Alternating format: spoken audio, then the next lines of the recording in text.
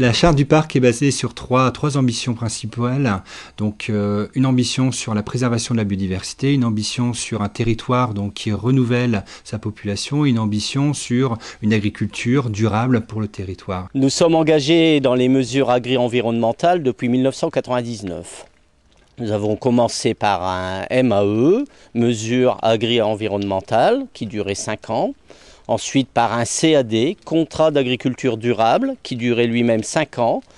Et actuellement par un MAET, mesure agro-environnementale territoriale, qui dure 5 ans. Concrètement, nous nous sommes engagés dans l'entretien des basses et des hautes. C'est-à-dire une taille par an pour les haies basses et un élagage des côtés pour les haies hautes.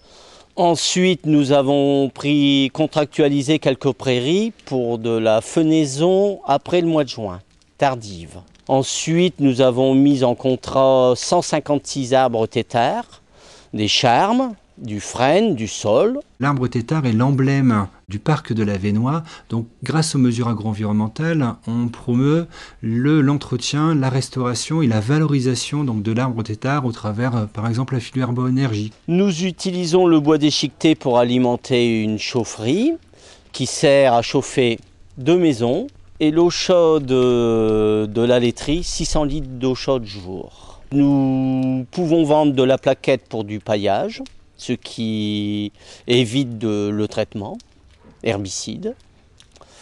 Et la commune est en projet d'installer une chaufferie collective pour chauffer la mairie, la salle des fêtes et 2 salles de réunion. Travailler avec les agriculteurs du parc, ça nous permet de maintenir donc, les éléments bocagers qui sont des éléments très importants pour un maintien d'une biodiversité exceptionnelle pour le territoire de la région Nord-Pas-de-Calais, puisqu'effectivement un bon nombre d'espèces sont inféodées à ces milieux bocagers, que ce soit lié au système prairiaux, mais également au système de haies. Le fait de travailler également avec les agriculteurs sur des mesures contractuelles, donc ces mesures agro-environnementales, nous permet de travailler sur d'autres politiques de maintien du bocage, comme la préservation des haies dans les documents d'urbanisme, dans les plans locaux d'urbanisme et les soumettre à autorisation d'arrachage de la part du maire de la commune. Ici à Or, nous sommes encore 8 agriculteurs et sur les 8, il y en a 6 qui ont contractualisé les mesures agri-environnementales. Il y en a un qui a installé une chaudière aussi bois déchiqueté et un deuxième qui est en cours. Près de 400 agriculteurs, soit un tiers donc, des agriculteurs du territoire, bénéficient d'une mesure agro-environnementale.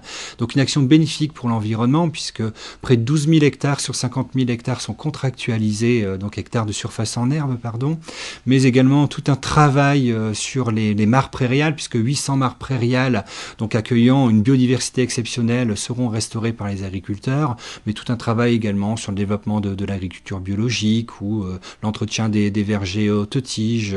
Oui, ça me rapporte un peu, mais c'est plus par passion. Cette passion, c'est de revenir à une agriculture un peu plus responsable.